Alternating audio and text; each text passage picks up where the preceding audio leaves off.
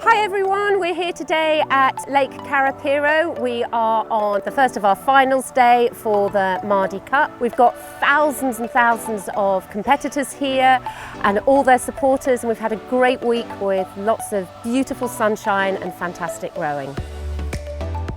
It's really awesome for the kids to be involved in such a large sporting event at a young age.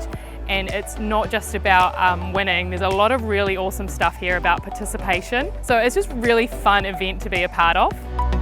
It's pretty cool with all the schools here. The whole community gets together and builds us up a bit more. We have high expectations for ourselves to do it for the town, do it for the community, do it for our families, friends.